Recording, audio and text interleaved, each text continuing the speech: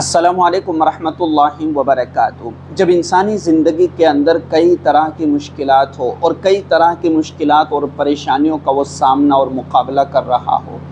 رزق کی بندش ہے، شادی کی بندش ہے، اور اسی طریقے سے جوان بیٹیاں جن کی عمر شادی کے قریب ہو چکی ہے، ان کی شادیاں نہیں ہو رہی، رشتے ان کے بہتر نظر نہیں آ رہے، رشتہ تلاش کر رہے لیکن کوئی رشتہ نہیں آ رہا ہے، رشتہ آتا ہے کوئی بیچ میں رکاوٹ بن جاتی ہے، رشتہ داروں کی طرف سے کچھ ایسی چیزیں سامنے آتی ہے کہ رشتے میں رکاوٹ بن گئی ہے،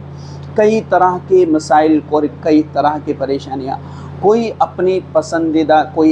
پسندیدہ شخص کو کئی دنوں سے، کئی مہینوں سے، کئی سالوں سے اپنی دعا میں مانگ رہا ہے لیکن دعا قبول ہوتی بھی نظر نہیں آ رہی ہے۔ آج میں آپ کو ایک ایسا عمل،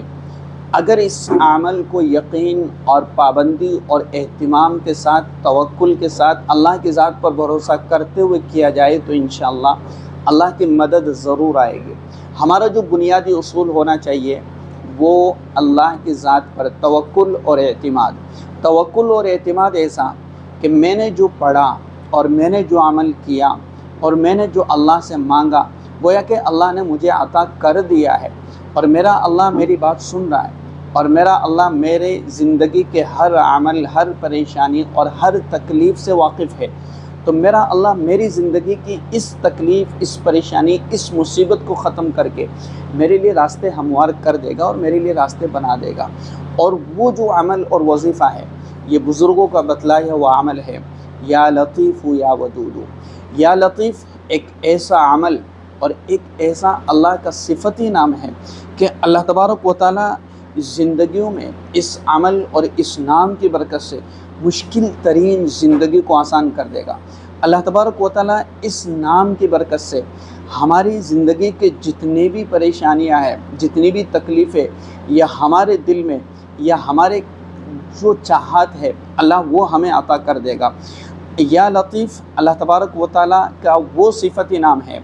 کہ جو انتہائی باریک بین ہے، جو اپنے بندوں پر پوشیدہ طریقوں سے لطف و کرم کرتی ہے۔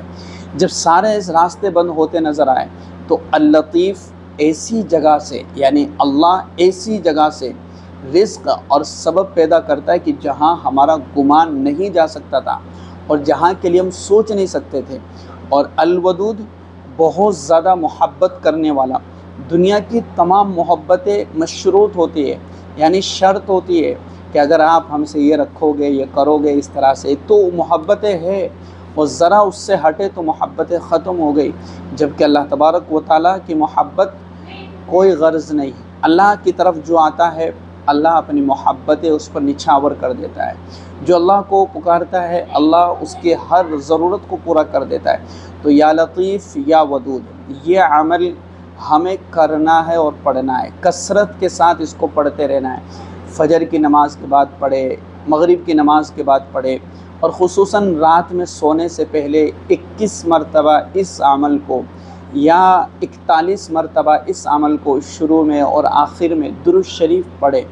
اور اس عمل کو دل کی گہرائیوں سے، یعنی محبت سے اس عمل کو پڑھنا ہے، دھیان اور توجہ کے ساتھ کرنا ہے۔ میاں بیوی کے اندر نا اتفاقی ہے، اللہ اس عمل کی برکت سے نا اتفاقی کو ختم کر دے گا اور محبت پیدا فرما دے گا۔ اگر کوئی اپنے لیے کسی پسندیدہ شخص کو اپنی نکاح میں چاہتا ہے تو اس عمل کا ورد شروع کر دے، اللہ راستے بنا دے گا، جو دوریاں ہے اس کو ختم کر دے گا، اور اللہ تبارک و تعالیٰ ان کو قربت میں تبدیل کر دے گا۔